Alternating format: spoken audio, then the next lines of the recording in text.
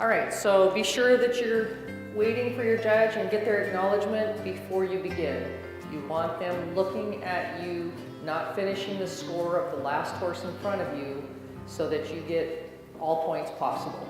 Okay, so don't forget your acknowledgement. All right.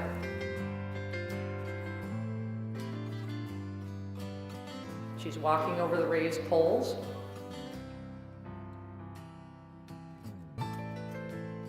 She picks up her jog serpentine.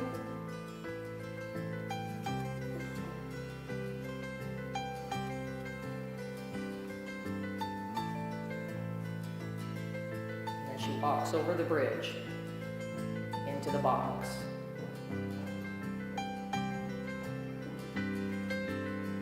Does her left turn in the box.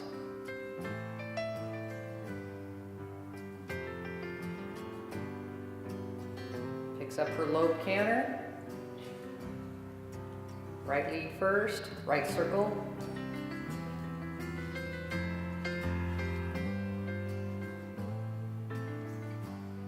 Left lead, left circle.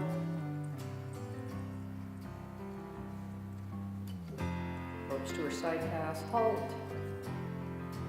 She wants the front feet between the poles, side passes left until she's off the other end.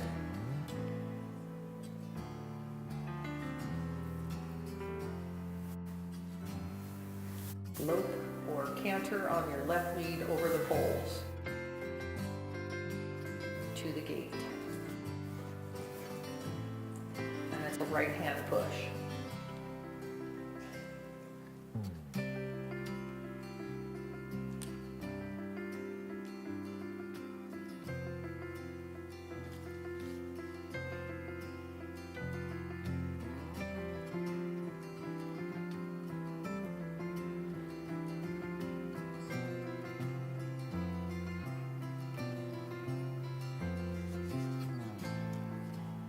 Okay, thank you, Bailey.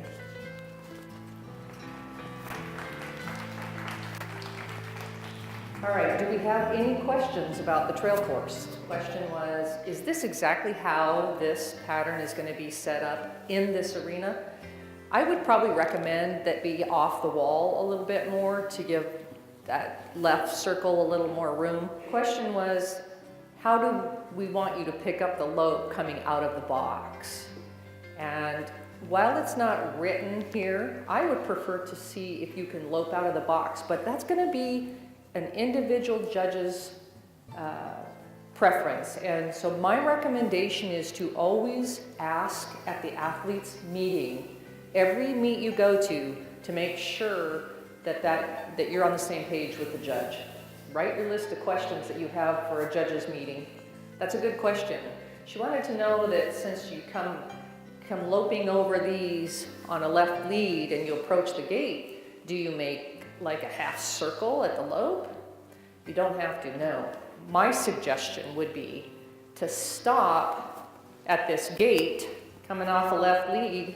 You may stop here, do a beautiful forehand turn, side pass over to it and open it. Now that, as me as a judge, I would prefer to see that than a very rough half circle, because it'd have to be pretty tight. But that, again, is another thing that I would ask at your athlete's meeting on your performance day. So if you're riding this pattern two-handed, riding English, she wanted to know, would you adjust the reins back to two hands after you go through the gate? I would definitely say yes.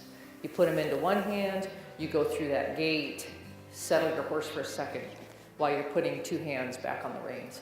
If you're riding hunt seat or saddle seat, if you're riding trail English, would you want diagonal changes in the serpentine? And here's my response, and I hate to keep using this. You're going to have to ask your judges, do they want you to sit the trot, or do you want a posting trot? If you're doing a posting trot, then you're going to have to make diagonal changes, okay? Another question you ask at the athletes' meetings, okay? Because there is no set rule as to whether you must post or sit it, I've come across judges that say, I don't care, you can sit it or rise, I don't care. So be on the same page with your judge, please. So the question is, because you have to change leads in the circles here, this figure 8 virtually, would it be better to change a stripe before or over the poles? Actually, over the poles should make it easier, but to me, that's the center of your circles, that pole. So if you can change over the poles, that's what I recommend. That's a good question though. Number 5 and 6 are talking again about this figure 8. And it says lope, canter, right lead over the pole and around the cone. And then number 6 says lope, canter, left lead over the pole and around the cone. So that's a great question. It doesn't call for a change, but you still make the change. Okay?